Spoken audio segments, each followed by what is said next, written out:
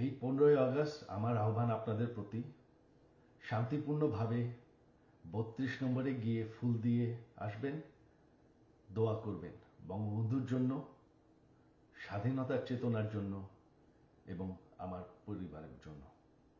এই হলো আমার আহ্বান আপনাদের প্রতি। আমি সজীব ওয়াজেদ জয় বলছি। আপনারা জানেন, আপনারা নিজের চোখে দেখতে পেরেছেন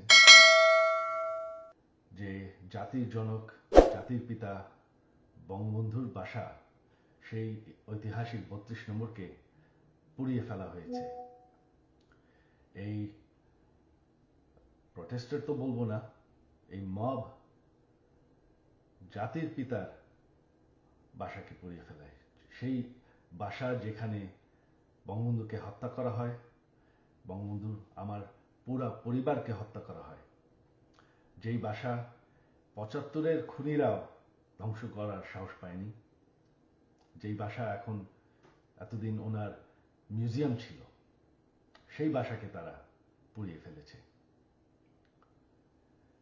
বঙ্গবন্ধু একটি দলীয় বিষয় না, বঙ্গবন্ধু হচ্ছেন জাতির পিতা। বঙ্গবন্ধু না থাকলে আজকে আমরা বাংলাদেশ হতাম না, আজকে আমরা পাকিস্তান হয়ে থাকতাম।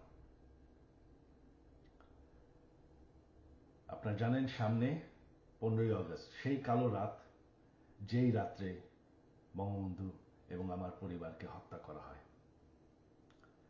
আমার আহ্বান বাঙালি জাতির কাছে যে আপনারা যদি স্বাধীনতার চেতনায় বিশ্বাস করেন, আপনারা যদি বাংলাদেশকে ভালোবাসেন, আর এই যে বাংলাদেশে বাস করছেন, এটাকে মেনে নেন যে বঙ্গবন্ধু আপনাদেরকে স্বাধীনতা দিয়েছে, আমাদেরকে স্বাধীনতা দিয়েছে।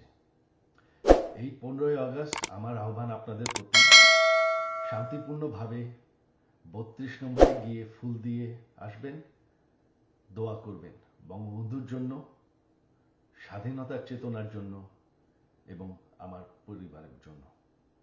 এই হলো আমার আহ্বান আপনাদের প্রতি। ধন্যবাদ।